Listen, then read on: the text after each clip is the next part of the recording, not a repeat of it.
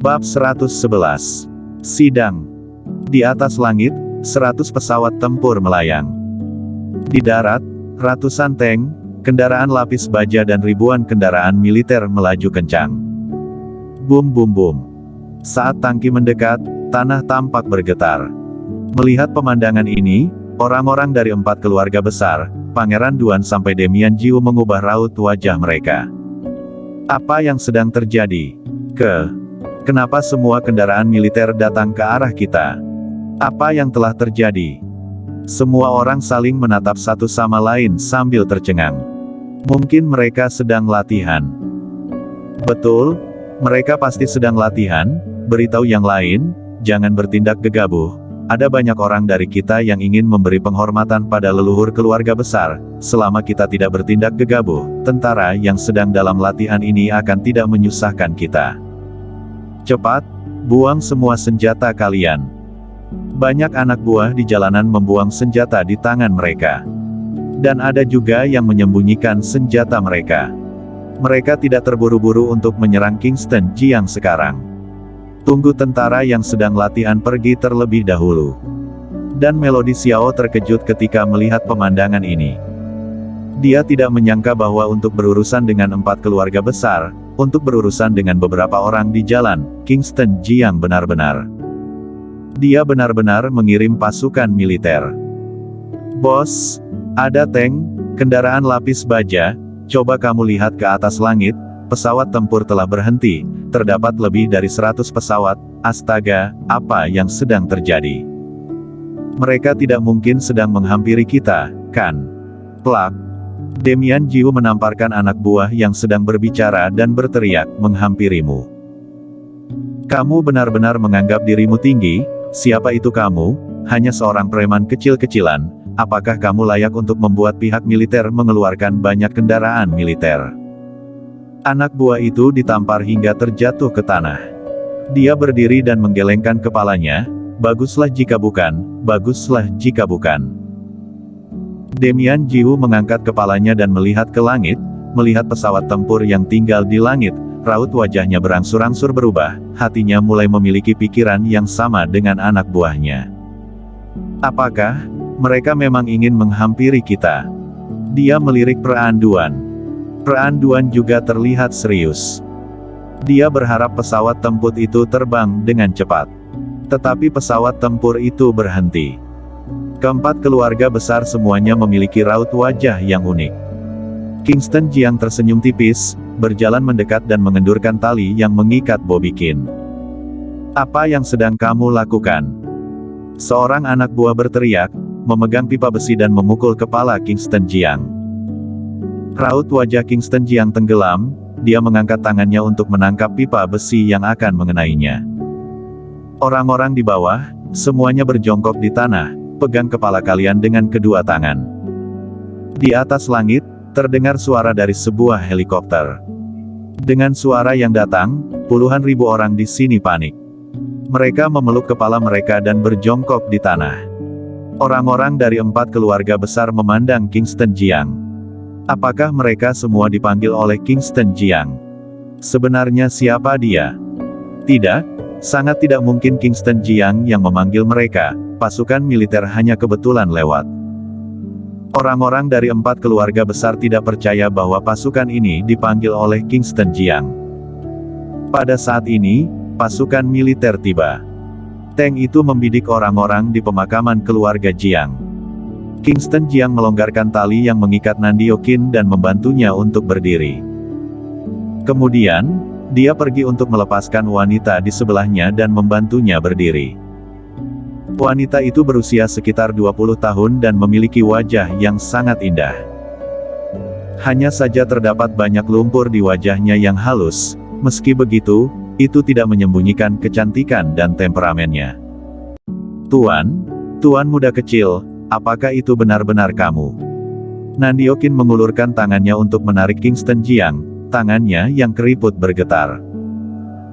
Kingston Jiang memegang Nandio Qin, pengurus rumah Qin. Ini aku, benar-benar aku adalah Kingston Jiang, pengurus rumah Qin. Kamu menyingkir ke samping terlebih dahulu, dendam selama 10 tahun, sudah saatnya untuk diakhiri. Kingston Jiang berkata sambil mengamati orang-orang di depan kuburan. Orang-orang ini berjongkok di tanah, memegang kepala mereka dengan kedua tangan mereka dan tidak berani bergerak, karena terdapat penembak jitu di helikopter dan titik laser merah diarahkan ke kepala mereka. Jika mereka bertindak dengan gegabah, mereka akan mati tanpa memiliki kuburan. Tubuh para kepala keluarga dari 4 keluarga besar bergetar. Pran Duan berjongkok di tanah, selangkangannya basah. Demian Jiu bahkan lebih berlebihan, terdapat bau kotoran dari bagian bawah tubuhnya, dia sangat ketakutan sampai buang air besar. Pada saat ini, mereka sudah tahu. Pasukan militer ini dipanggil oleh Kingston Jiang. Pada saat ini, Melvin Xiao menyesal, jika dia mendengar ucapan melodi Xiao lebih awal, keluarga Xiao tidak akan mengalami malapetaka ini. Sekarang, jangan berharap orang dari keluarga Xiao bisa hidup. Bloody bangkit, pergi ke mobil dan membawa uang kertas, dupa dan beberapa barang peringatan yang telah disiapkan sebelumnya. Kingston Jiang datang ke depan makam Marco Jiang dan berlutut di tanah. Sudut matanya basah.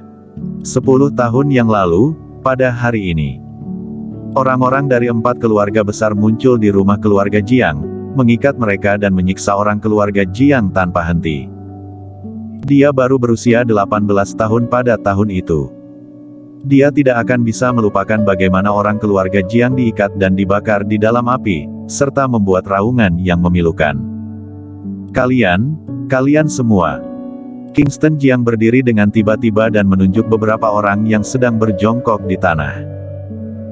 Dia meraung, 10 tahun yang lalu, kalian binatang buas yang menggunakan kulit manusia, jika kalian memiliki sedikit hati nurani, kalian tidak akan melakukan hal seperti itu. Raungan itu bergema seperti guntur yang teredam. Orang-orang dari 4 keluarga besar, serta para petinggi di jalanan tidak berani mengatakan sepatah kata pun.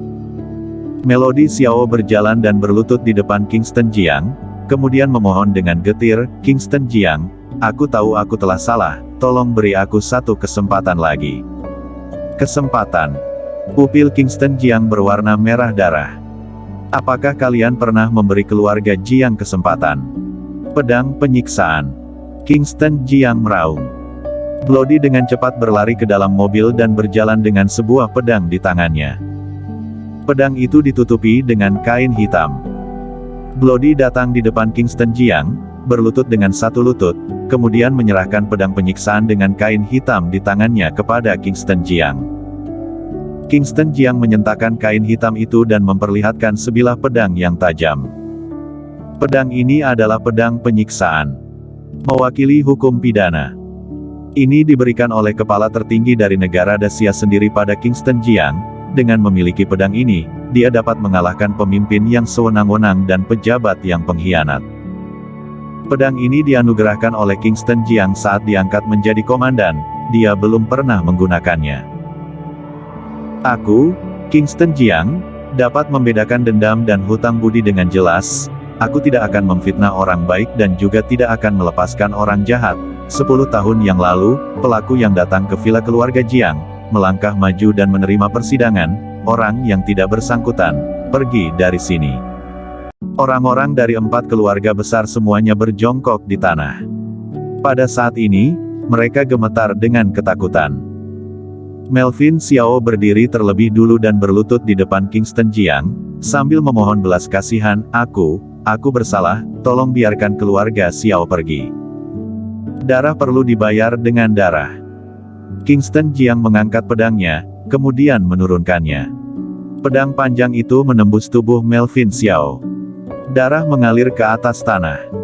Melvin Xiao terjatuh ke atas tanah.